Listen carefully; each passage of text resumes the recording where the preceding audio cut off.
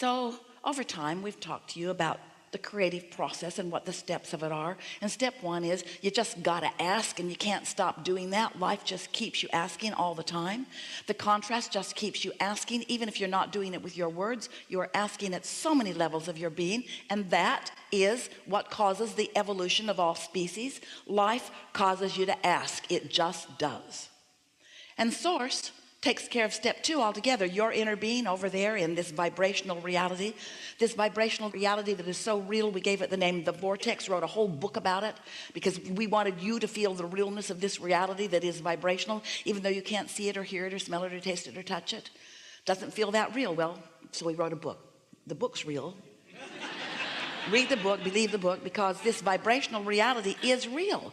So if you realize that this reality, this vibrational reality exists, even though you're standing over here doubting its realness because you can't see it, doubting its power because you can't smell it or hear it, then even though it is, and it is attracting on your behalf, it is attracting on your behalf to that non-physical version of you. The question is, what are you doing about being in the vibrational vicinity of what your inner being is attracting to itself on behalf of you? Did you hear all those words?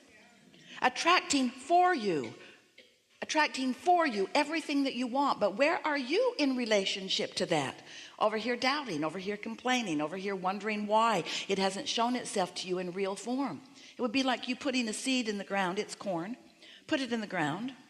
You love that corn. Ooh, corn is so good to eat. You put it in the ground, and then you go out there that afternoon and you say, all right already. Show yourself to me. It's lunchtime. Stomping on the ground, throwing your little human fit. I want you, and I want you now. But there is some gestation to happen, isn't there? There are some things to happen before you see it or hear it or smell it or touch it or taste it. In other words, there is a process, and there is a gestation process in your vortex too. And we would like now to reveal to you for the first time how long that gestation process is. Ready? That long. That long. That long. That was too long. Esther cannot demonstrate what it is. That's way too long. That was too long too. Way too long. It's instantaneously. When you ask, it is immediately, because the source within you becomes it. And all things, all cooperative components are there. So the question isn't how long does it take for it to become in the vortex. The question is, how long does it take you to be ready for what you've put in the vortex? Because if you're complaining, you're not ready. And if you're doubting, you're not ready. So the length of time that it takes from your launching of a desire to your witnessing it in its full material form, how long does it take these thoughts to turn to your things? That's the big question. How long is it going to take for these thoughts to turn to the things I want?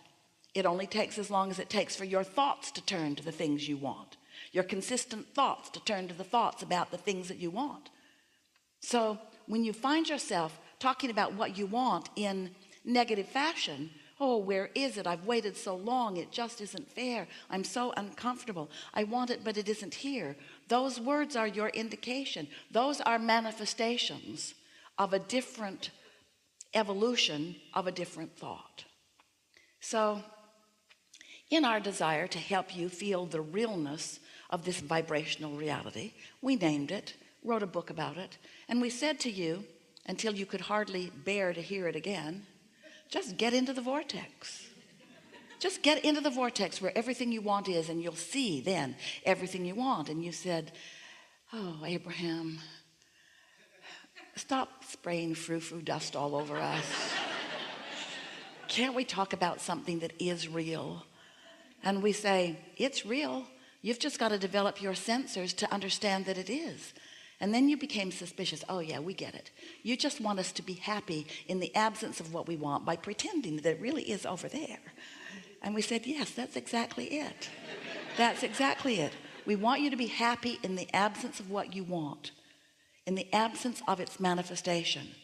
because we know that in your happiness anyway, in your expectation of it anyway, in your trust of the vibration of it that you can feel with your emotions, even though you can't see it with your other senses, in your belief that it is there, not only will it be, but the fun in which it reveals itself to you, oh, the pleasure of manifestation.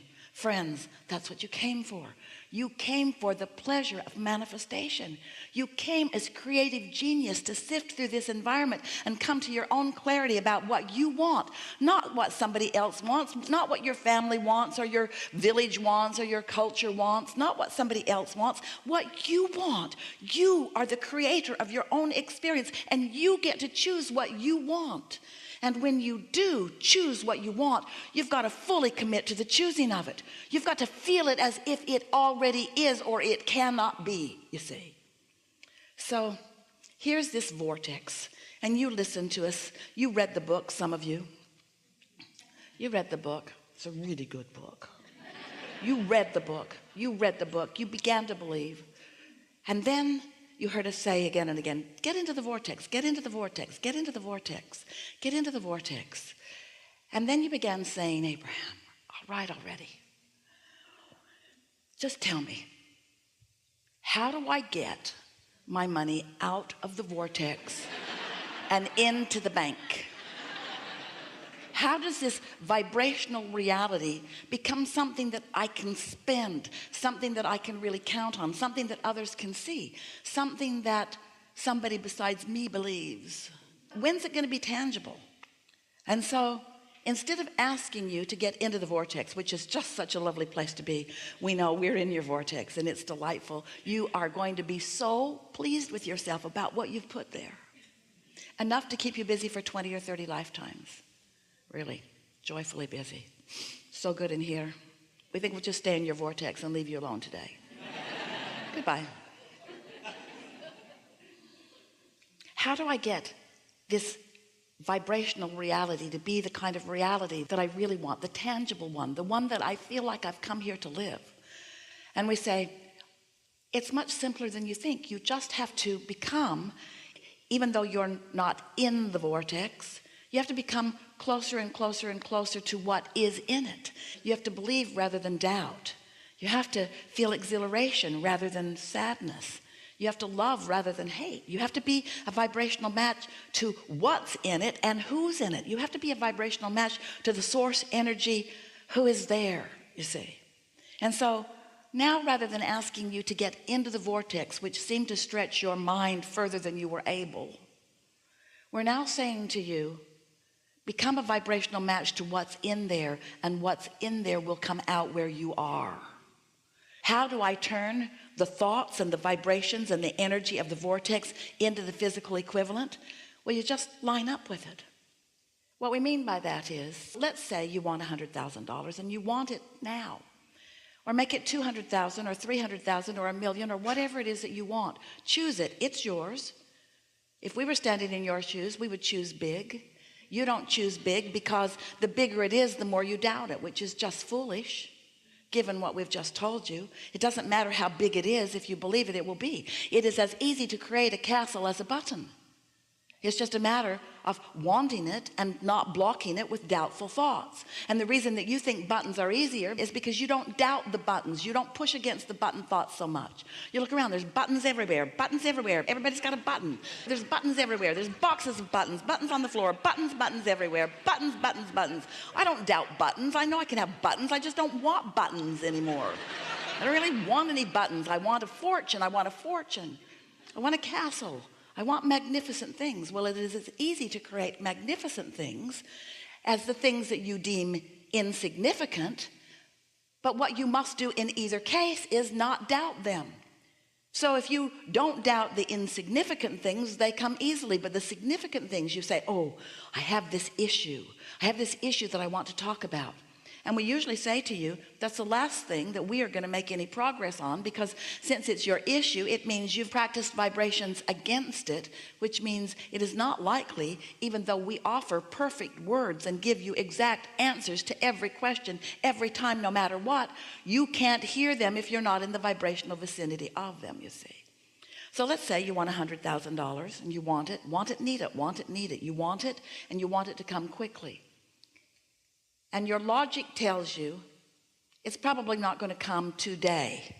In fact, your logic might tell you it's probably not going to come this week or this month or even this year, because your logic is coming from what you've experienced before. And it's hard for you to let go of what has been and expect something new and different. So we're wanting you to, instead of needing the money in order to be happy, and we know you would be, because it's easy to have a conditional response to good news, isn't it? Your banker calls you, got good news. $100,000 was deposited in your account today. And your feeling response would be, this is a very good thing. You might even jump up and down a little bit. Your enthusiasm would be easy to observe. But when we tell you that there is $100,000 and more in your vortex, you don't jump up and down, even though it is as real, because you want to translate it with your physical senses. We want you to translate it emotionally. So this is a very important key. If you can accept that all that you want is in your vortex, and you can reach for the feeling place of it, what does the money mean? The 100,000 or the million or more? What does it mean? What would it mean to you in feeling terms? What would that mean? Would it mean stability? Would it?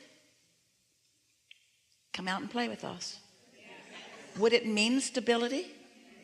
And what does stability feel like? Stability feels like freedom, like ease. It feels like fun. But stability is one thing, fun is another thing, freedom is another thing. So let's just explore all of them. Stability feels like confidence, feels like sureness. It feels like steady, doesn't it? And freedom feels like exhilaration. It feels like free flowing. It feels like, give us words for freedom. What does freedom feel like? Freedom.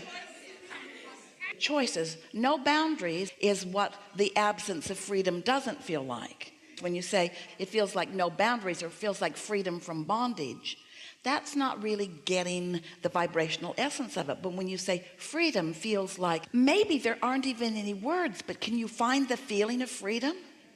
So you wake up, you've got all this money. What's the first thing that comes to your mind under those conditions? Choices. Choices to do what? Choices to do what? Choices to please yourself, yes? Choices to be what you want to be and do what you want to do and go where you want to go and have what you want to have. That freedom to be, that freedom that you are born being, that freedom that you innately are, that freedom that your inner being is standing in the middle of your vortex, gathering all of the cooperative components that will flesh out to evidence that feeling of freedom to you. So now, we've done a pretty good job of feeling what freedom feels like. And so for a while, you are floating around in the vicinity or inside your vortex. You are in the receptive mode of it. And if you maintain that, then you know what happens with the thoughts that have already turned, those energies and vibrations that have already turned to those thoughts that you just spoke to us. You already began the creative process. You already started turning those vibrations to thoughts and those thoughts to things just with this conversation that we've just had. By the time you are shouting out the feeling of freedom, and you have captured the vibrational essence of what that means to you, can you feel the momentum of what you've got going on? And the next thing that's going to happen is you're going to get a thought about something. A thought or an impulse, they're the same thing. In other words, a feeling, a strong feeling, an urge to do something, because those thoughts are going to continue to turn to things. And you know what else? The cooperative components that your inner being has already gathered, that law of attraction has gathered, that are there with your inner being, all those people that you're looking for who will dovetail and help you along the way to what you want, they are lining up out there in your what you want to call future experience. We want to call it your now experience. They're lining up for your discovery,